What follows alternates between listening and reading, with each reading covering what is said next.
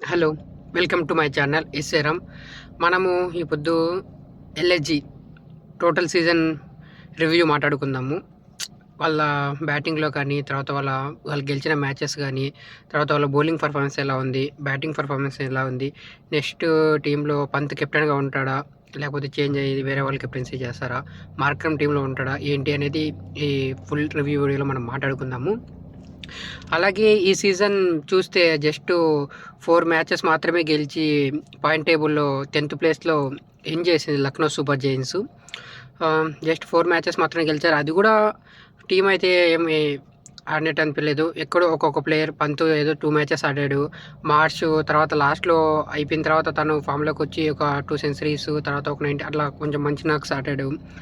అలాగే తర్వాత Jos English తను వచ్చిన లాస్ట్ 5 మ్యాచెస్‌లో తను మంచి నాక్స్ ఆడాడు. అలాగే ఇలా కొన్ని వల్ల ఆ మ్యాచెస్ అయినా గెలిచారు. అలాగే వీళ్ళు మొత్తం 14 మ్యాచ్‌లెస్‌లో జస్ట్ గెలిచింది 4 మ్యాచెస్. 10 మ్యాచెస్ ఓడిపోయారు. అది కూడా ఫస్ట్ మ్యాచు డీసీతో ఓడిపోయారు. తర్వాత బ్యాక్ టు బ్యాక్ 2 మ్యాచ్‌లు గెలిచారు. కేకేఆర్‌తో, సన్‌రైజ్ హైదరాబాద్‌తో. మళ్ళీ తర్వాత 6 మ్యాచ్‌లు ఓడిపోయారు. మళ్ళీ 6 మ్యాచ్‌లు ఓడిపోయిన తర్వాత మళ్ళీ ఒక మ్యాచ్ ఆర్‌సీబీతో గెలిచారు 10థ్ మ్యాచ్. మళ్ళీ దాని తర్వాత 11థ్ మ్యాచ్ ఓడిపోయారు చెన్నైతో. మళ్ళీ 12థ్ మ్యాచ్ చెన్నైతో గెలిచారు. మళ్ళీ లాస్ట్ అన్న 2 మ్యాచ్‌లు కూడా ఓడిపోయారు. జస్ట్ 4 మ్యాచెసే గెలిచారు. ఆ గెలిచిన మ్యాచ్‌లు కూడా సన్‌రైజ్ హైదరాబాద్‌తో ఒక మ్యాచ్ గెలిచారు. సన్‌రైజ్ హైదరాబాద్ జస్ట్ 156 రన్స్ చేస్తే ఆ రన్స్‌ని చేజ్ చేసి గెలిచారు. ఆ పొద్దు పంత్ ఒక మంచి ఇన్నింగ్స్ ఆడాడు. ఆ ఒక్క మ్యాచ్‌లో మాత్రమే. మిగతా 30, 40 వచ్చాయి గానీ ఆ ఒక ఇన్నింగ్స్ మంచిగా ఆడాడు. 68 రన్స్ చేశాడు. అది కూడా లాస్ట్ బాల్ ట్రిల్లర్సే అయ్యాయి. ఆ గెలిచిన మ్యాచ్‌లు కూడా లాస్ట్ బాల్ ట్రిల్లర్స్ కావడం గానీ, లాస్ట్ ఓవర్‌లో ఫినిష్ చేయడం అదే జరిగింది గానీ మిగతా అయితే అంత పర్ఫెక్ట్‌గా అయితే ఎక్కడ జరగలేదు. ఆ మ్యాచ్‌లో మార్క్రమ్ 45 రన్స్ అలాగే పంతు 68 రన్స్ చేశాడు. ఆ ఓవర్‌లో సెమీ కూడా మంచి బౌలింగ్ వేశాడు. 4 ఓవర్స్‌లో జస్ట్ 9 రన్స్ ఇచ్చి 2 వికెట్స్ తీసాడు. చాలా మంచి ఎకనామీతో బుద్దుంగా జస్ట్ ఓవర్‌కి 2.5 రన్స్ ఇచ్చాడు అంతే. ఆ మ్యాచ్ గెలిచారు. దాని తర్వాత కేకేఆర్‌తో ఆడిన ఆ మ్యాచ్ గెలిచారు. 181 రన్స్ కేకేఆర్ కొడితే అది చేజ్ చేశారు. ఆ పొద్దు బదోని ఒక మంచి ఇన్నింగ్స్ ఆడాడు. 54 రన్స్ చేశాడు.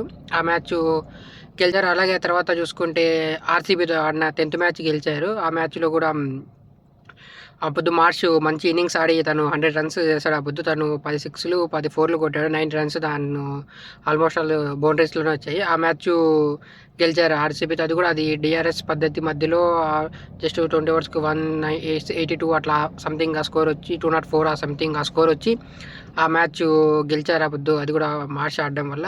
దాని తర్వాత మళ్ళీ చెన్నై సూపర్ కింగ్స్‌తో ఒక మ్యాచ్ గెలిచారు. 12వ మ్యాచ్ 187 రన్స్ చెన్నై చేస్తే ఆ పొద్దు జాస్ ఇంగ్లీష్ అలాగే మార్ష్ మంచి ఇన్నింగ్స్ ఆడాడు. ఆ మ్యాచ్ ఇన్నింగ్స్ వల్ల గెలిచారు. ఆ పొద్దు మార్ష్ 90 రన్స్ చేశాడు. అలాగే తను 7 సిక్స్‌లు, 9 ఫోర్‌లు కూడా ఉన్నాయి. ఆ మ్యాచ్ గెలిచారు. తర్వాత మిగతా ఆడిన 2 మ్యాచ్‌లు కూడా ఓడిపోయారు. అలాగే వీళ్ళ బ్యాటింగ్‌లో కూడా చూసుకుంటే వీళ్ళ బ్యాటింగ్స్‌లో కానీ చాలా మార్పులైతే జరుగుతున్నాయి. ఓపెనింగ్‌లో కానీ ఒకసారి మార్క్రమ్ ఆడాడు. ఒకసారి first match Rishabh Pant opening చేసినాడు. మళ్ళీ తర్వాత రిషబ్ పంత్ 1 డౌన్ ఆడి తర్వాత మళ్ళీ 2 డౌన్ మళ్ళీ 3 డౌన్ అయితే ఒక మ్యాచ్ అయితే బ్యాటింగ్ ఆడలేదు. అలా చాలా జరిగాయి. బదోని తనకు ఒక 4థ్ ప్లేస్ కానీ 5థ్ ప్లేస్ కానీ ఇచ్చి ఆడిస్తే తను మంచి రన్స్ చేస్తాడు. మినిమమ్ ఆ ఆర్డర్‌లో ఒక 400 నుంచి 500 రన్స్ వరకు అందించగలుగుతాడు తను. ఆ 4థ్ ప్లేస్‌లో, 5థ్ ప్లేస్‌లో తను ఆడిస్తే. ఒక ప్లేస్‌లో ఉన్న బ్యాట్స్‌మన్ నీకు అన్ని రన్స్ వస్తే చాలా ఈజీగా ఉంటుంది. కానీ తను ఒక మ్యాచ్ ఆడేస్తున్నారు, ఒక మ్యాచ్ ఆడియడం లేదు. కొన్ని మ్యాచ్‌లు పక్కన పెడుతున్నారు. ఇదైతే చానా జరుగుతున్నాయి. అలాగే ఓపెనింగ్‌లో కూడా ఒకసారి మార్క్రమ్ ఓపెనింగ్ చేశాడు. ఒకసారి పంత్ ఓపెనింగ్ చేశాడు. ఒకసారి ఈ జాస్ ఇంగ్లీష్ లాస్ట్‌లో ఫినిష్ చేశాడు. ఆ లాస్ట్‌లో కొంచెం వాళ్ళకి ఏదైనా బెటర్‌గా అనిపించిందంటే ఆ జాస్ ఇంగ్లీష్ కొంచెం మంచిగా అనిపించింది. ఆ బ్యాటింగ్ వాళ్ళిద్దరు లాస్ట్‌లో కొంచెం ఫామ్‌లోకి వచ్చి కొంచెం అనిపించింది.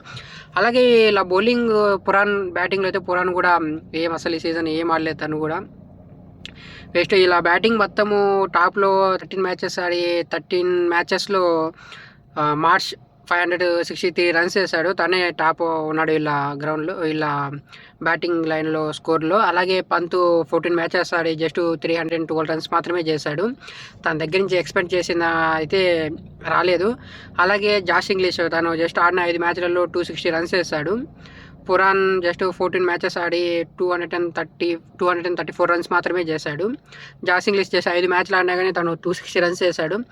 మనం చూడాలి ఈసారి. అలాగే వీళ్ళ బౌలింగ్ అయితే చాలా బాగుంది బౌలింగ్లో. దిగ్వేష్ రాఠీ కానీ, తర్వాత మొహమ్మద్ షమి కానీ, తర్వాత మనం చూసుకుంటే దిగ్వేష్ రాఠీ, అలాగే మంచి మంచి బౌలర్స్ అయితే ఉన్నారు. కానీ మంచి ఇండియన్ కోర్ బౌలింగ్ అయితే చాలా బాగుంది.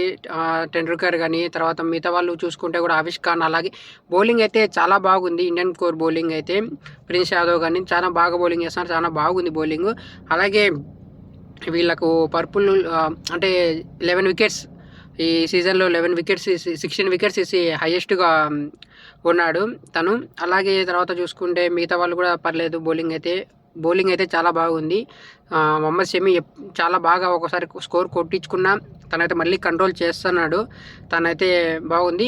ఒకటి ఏంటంటే దిగ్వేష్ రాఠీ, తను సెలబ్రేషన్స్ వల్ల పోయిన సీజన్ మంచిగా బౌలింగ్ కానీ తన నుంచి బాగా వచ్చింది. తన వికెట్స్ తీయడం కానీ మనం కూడా అనుకుంటా ఉన్నాం టీమిండియాకి తను, అలాగే టెనాక్ ఎండ్లో, అలాగే తర్వాత అటుపక్క మన మెయిన్ స్పిన్నర్ వరుణ్ చక్రవర్తి, ఇద్దరు ఒక నాన్ స్ట్రైక్ ఎండ్స్, వీళ్ళిద్దరు 8 ఓవర్స్ అయితే చాలా అపోజిట్ టీంకి చాలా కష్టంగా ఉంటుందని కూడా మనం మాట్లాడుకున్నాము. కానీ ఈసారి తన అంత పర్ఫార్మెన్స్ అయితే తన దగ్గర నుంచి రాలేదు. జస్ట్ 10 మ్యాచెస్లో 5 వికెట్స్ మాత్రమే తీశాడు. వికెట్స్ కూడా ఎక్కడ పడలేదు. షహబాజ్ అహ్మద్ పడలేదు. తను కూడా జస్ట్ 5 మ్యాచెస్ ఆడి 5 వికెట్స్ వేశారు. అలాగే బౌలింగ్ అయితే చాలా బాగుంది. ఇండియన్ కోర్ బౌలింగ్ కూడా చాలా బాగుంది. మిగతా చూసుకుంటే పంత్ ఈసారి కెప్టెన్గా ఉండడు. తను ఆల్రెడీ మనకు న్యూస్ వచ్చేసింది. ఈ సీజన్ అయితే ఇదే సీజన్ లాస్ట్. ఒకవేళ నెక్స్ట్ ఆ సీజన్కి ఆ కెప్టెన్గా అయితే ఉన్నాడు, తను ఫిక్స్ అయిపోయాడు. అలాగే టీంలో ఉంటాడో లేడో కూడా డౌటే. మేబీ తెలిసినంతవరకు అయితే టీంలో కూడా ఉండకపోవచ్చు. ఒకవేళ మేబీ టీంలో ఉంటే సర్ప్రైజ్ అవ్వచ్చు. ఒకటి ఏంటంటే తనకు పెట్టిన అమౌంట్ తనపైన ఆ ప్రెజర్ పడుతుంది. అలాగే కెప్టెన్సీ ప్రెజర్ కానీ, తర్వాత కీపింగ్లో కూడా చేయలేకపోతున్నాడు. బ్యాటింగ్ కూడా అంతగా రావడం లేదు. దీని కెప్టెన్సీ వల్ల తను వైట్ బాల్లో కూడా ఉన్న అది కూడా ఆ కెప్టెన్సీలో కూడా తను కోల్పోయి వచ్చాడు. వైస్ కెప్టెన్గా ఉన్నాడు, అది కూడా లేదు ఇప్పుడు తను. అది కూడా వైట్ బాల్లో కూడా తనకు ఇది అనేది అక్కడ వైట్ బాల్లో కూడా తనకు పడింది. అది ఏంటంటే టీము అంతా బాగుంది, కానీ ఎక్కువ తన పైన ఆధారపడ్డారు. తన పైన ఎక్కువ హోప్స్ అని పెట్టుకున్న ఒక ఇంటర్వ్యూలో మనం కూడా చూసాం గోయంకా. తను ఉంటే ఇంకొక 10-8 ఇయర్స్లో 5 ట్రోఫీస్ తీసుకురాగలుగుతాడు ధోని, రోహిత్ శర్మ లాగా అని చెప్పి కూడా తను ఒక ఇంటర్వ్యూలో కూడా చెప్పారు.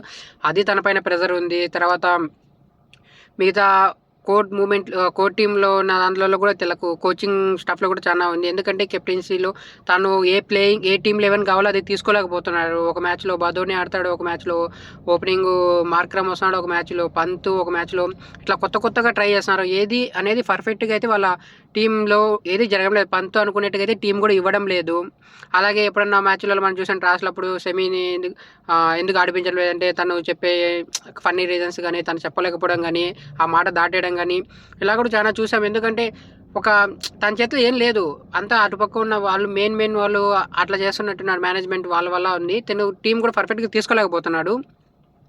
కాబట్టి ఆ విషయంతో తను కూడా అంత సాటిస్ఫాక్షన్గా అయితే లేడు. తన కెప్టెన్సీ కూడా తీసేశాడు. మేబీ నెక్స్ట్ సీజన్కు ఆడతాడు అనేది అయితే కూడా డౌట్గానే ఉంది. ఒకవేళ నెక్స్ట్ సీజన్ ఆడకపోతే మళ్ళీ మార్క్రమ్ ఏమన్నా రిలీజ్ చేస్తారా అంటే మార్క్రమ్ జాస్ ఇంగ్లీష్ని చేయలేరు. అలా ఎంత తను మంచి ఫామ్లో మంచి ఆడాడు లాస్ట్లో వచ్చినప్పుడు. మార్ష్ను చేయలేరు, తనైతే మంచి ఇన్నింగ్స్ ఆడారు. మార్క్రమ్ అంటావా, మార్క్రమ్ వదులుదామంటే ఇప్పుడు తన మెయిన్ ఇంపార్టెంట్ ఏంటంటే ఇప్పుడు కెప్టెన్సీ ఒకవేళ తన పంత్ తర్వాత చేస్తే కెప్టెన్సీ ఉండేది మార్క్రమే. తనకి ఏమైనా కెప్టెన్సీ ఇస్తారా? తనకైతే సౌత్ ఆఫ్రికాకి చేసిన ఉంది, తర్వాత SL T20లో సన్ రైజ్ హైదరాబాద్ ఆ టీంకి అక్కడ చేసిన 2 times back to back cup గెలిపించిన అది కూడా తన కాడ ఉంది. కాబట్టి తను ఏమైనా చేస్తారా? మేబీ ఆప్షన్ అయితే తనే అనుకుంటున్నారు. తర్వాత కింద పక్క నిక్లస్ పురన్, తను ఉంచుకుంటారా లేదా అనేది అయితే తెలియదు. తన ఫామ్ని బట్టి ఉంటుంది. తర్వాత బౌలింగ్ అయితే బాగుంది. కానీ 11 కోట్లు పెట్టడము మేలా కాదా అనేది అయితే ఒక డౌట్లో ఉంటారు షమీకి. తర్వాత నెక్స్ట్ ఏమైనా వదిలి మళ్ళీ ఏమైనా బ్యాక్ వేసానికి ట్రై చేస్తారా లేకపోతే లేదా చూడాలి. బౌలింగ్ కానీ బ్యాటింగ్ కానీ అన్ని విధాలుగా బాగుంది. పోయిన సీజన్లో చూసుకుంటే పోయిన సీజన్ పర్లేదు, టీం బౌలింగ్ లేదు, కొంచెం టీం వీక్గా ఉంది, ఇంజురీస్ ఉన్నాయి అనుకున్నాము. స్టార్ట్ చేసినారు వెల్గన్ 25లో, కానీ రాలేకపోయారు. 7th place, 9th place, 8th place ఆట కంప్లీట్ చేశారు. 3 seasons కూడా వాళ్ళు ఆడిన 4 seasons కూడా 3 seasons కూడా. కానీ ఈ సీజన్ అయితే మరీ ఘోరము. లాస్ట్ 10th placeలోకి వచ్చారు. జస్ట్ 4 matches మాత్రమే గెలిచారు. చూసుకోవాలి. ఇది నెక్స్ట్ ఈసారికి మంచి కెప్టెన్కి అలాగే మంచి ప్లేయర్స్ అయితే ఉన్నారు. వాళ్ళు ఈసారైనా ఎలా ఆడతారో చూడాలి. ఇప్పుడైతే ఇంకా పంత్ అయితే కెప్టెన్సీ చేయరు ఈ టీంకి. మళ్ళీ ఆ కెప్టెన్ ఎవరు చూసుకుంటారో చూద్దాం మనం ముందుకు వెళ్ళే వీడియోలో.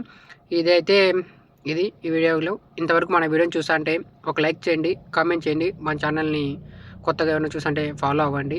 ఇంతవరకు మన వీడియోని చూసానంటే థ్యాంక్ యూ.